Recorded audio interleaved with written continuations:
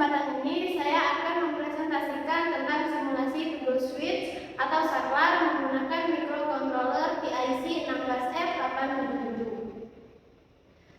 Next. Nah, di sini ada susunan dari presentasi yang akan saya sampaikan. Pertama itu ada abstrak, dasar teori, perangkat yang digunakan, angka kerja, program menuju IC, desain sirkuit di Proteus, implementasi program, dan terakhir ada kesimpulan. Yang pertama ada abstrak. Jadi proyek ini bertujuan untuk mengimplementasikan to-go switch menggunakan perangkat lunak Proteus. To-go switch adalah komponen elektronik yang sering digunakan untuk mengontrol arus listrik dalam sirkuit. Dalam proyek ini, kami membuat simulasi sirkuit yang mencakup microcontroller dan to-go switch di Proteus, serta mengembangkan program yang mengatur kerja to-go switch menggunakan microC. Hasil dari simulasi menunjukkan bahwa to-go switch dapat berfungsi dengan baik dan mengendalikan komponen elektronik baik sesuai dengan proyek yang telah dibuat.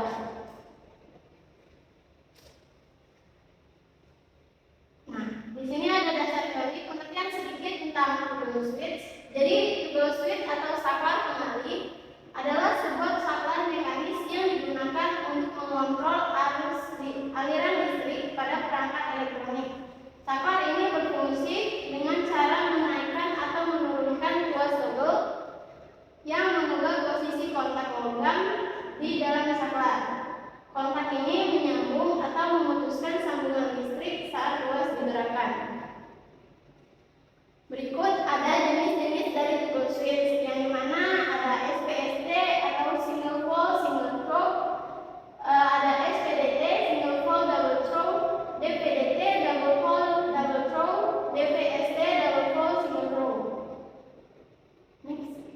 Nah, ini ada gambar dari jenis-jenis to-go switch tadi. Yang pertama itu ada SPST. Jadi SPST itu jenis saklar toggle yang paling sederhana yang bertindak sebagai saklar on-off sederhana dalam suatu rangkaian. Saat terbuka maka akan memutuskan rangkaian. Saat tertutup maka akan mengalirkan rangkaian. Nah, SPST ini memiliki dua terminal, ada input dan ada output. Selanjutnya jenis to-go switch SPDT, single pole double throw, adalah jenis saklar yang memiliki satu input dan dua output, memungkinkan dua sirkuit berbeda untuk dihubungkan atau diputuskan tergantung pada posisi tuas. Ia memiliki tiga terminal. Terminal satu terhubung ke beban untuk memberi daya pada perangkat tertentu. Sedangkan terminal ketiga terhubung ke beban untuk memberi daya pada perangkat apapun. Nah, ada terminal kedua itu untuk terminal yang menerima daya yang diperlukan agar beban pada terminal 1 dan 3 dapat diberi daya.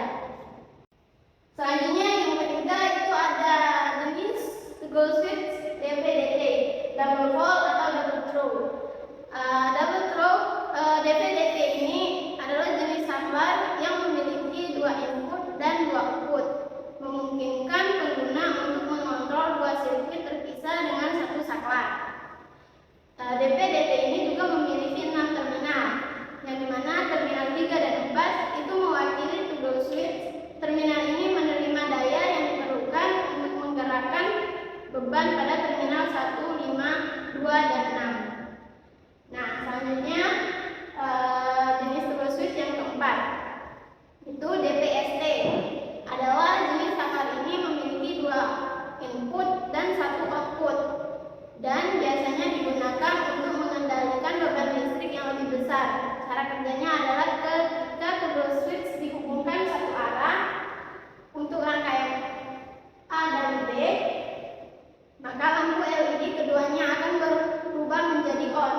Sebaliknya, saat to-go switch terhubung ke arah lain, maka lampu dan LED keduanya menjadi off.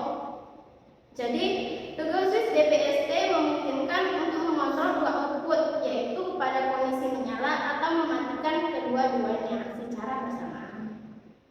Next. Nah, selanjutnya ada keuntungan dan kekurangan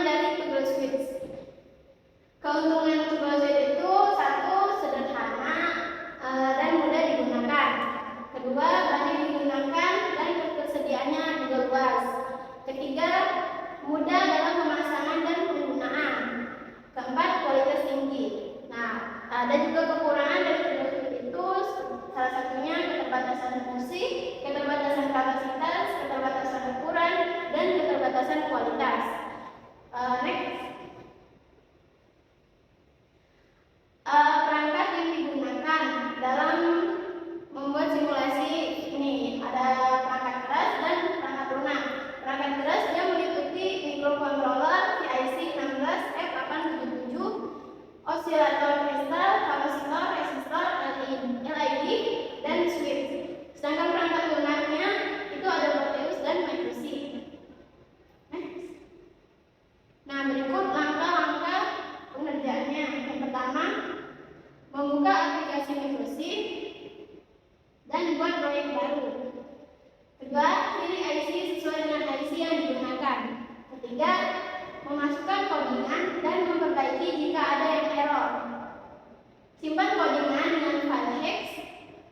Kelima, membuka Proteus dan buat proyek baru. Selanjutnya, memasukkan komponen yang digunakan serta menghubungkan komponen sesuai skema. Unggah file hex di microchip PIC 16F877. Setelah diunggah, melakukan simulasi. Berikut codingan yang digunakan dalam proyek ini. Nah, ini gambar desain di Proteusnya nanti. Nanti akan kita coba langsung di Proteus. Selanjutnya kita akan mengimplementasikan program.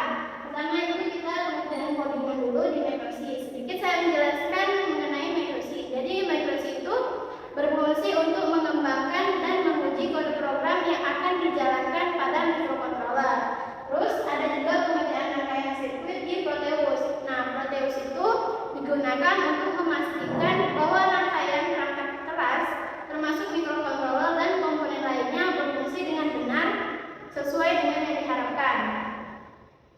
Baiklah, kita akan memasuki pengerjaan yang pertama itu di codingan dulu di microchip. Ini merupakan codingan yang ada di microchip. Kita akan melakukan simulasi langsung untuk codingan dengan menggunakan bantuan perangkat dari microchip. Di sini udah saya masukkan codingannya yang berfungsi untuk menjalankan program di Proteus nanti. Di sini saya akan menjelaskan sedikit mengenai codingan ini. Yang pertama itu ada in counter sama dengan 0. Ini digunakan untuk menghitung jumlah iterasi dalam loop. Ada juga for main, itu merupakan titik masuk utama dari program. Juga berfungsi untuk mengatur instruksi yang ingin dijalankan oleh program. Ada TRISD adalah TRISD, itu register yang mengatur arah dari for bit. Sedangkan 0 kali 00 itu berarti semua di bit di for D diset sebagai output. Di bit 0 itu sebagai output dan di bit satunya itu sebagai input. Nah, di dalam loop while setiap pin di for D dari for D0 sampai dengan for D7 itu dinyalakan satu persatu dengan jeda 200 milisekon. Di antara setiap pin, proses ini diulang sebanyak 3 kali sebelum program berhenti. Setelah itu langsung jalankan program. Jika ada yang salah di bawah ini akan keluar merah, tapi bisa dilihat sendiri ini udah kita jalankan dan hasilnya tidak ada merah, yang berarti program ini sudah benar dan sudah siap untuk dimasukkan di komponen PIC di Proteus nanti. Kita langsung masuk ke simulasi Proteusnya. Kita akan masukkan semua komponen yang dibutuhkan. Ada microcontroller PIC 16F88. Nah, PIC 16 ini bertugas untuk memproses data dan memberikan perintah kepada LED. Terus ada osilator kristal, digunakan untuk menghasilkan frekuensi clock atau waktu yang dibutuhkan oleh microcontroller. Ada kapasitor yang digunakan untuk menyimpan energi dan menjaga stabilitas tegangan, resistor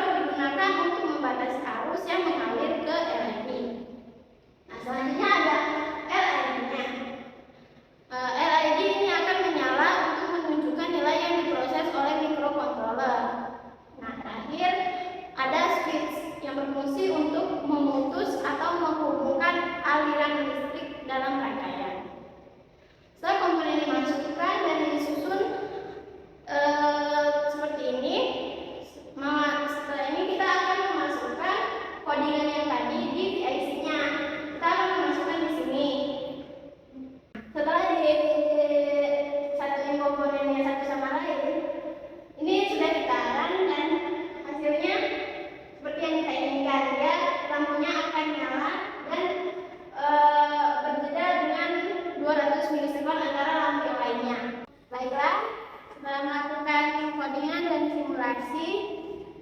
Terakhir itu ada kesimpulan. Jadi dapat disimpulkan bahwa simulasi ini berhasil menunjukkan cara kerja dasar dari toggle switch yang mengendalikan LED menggunakan microcontroller VIC 16F877. Hal ini memberikan pemahaman yang baik tentang integrasi perangkat keras dan perangkat lunak dalam sistem integrasi. Nah, seperti itulah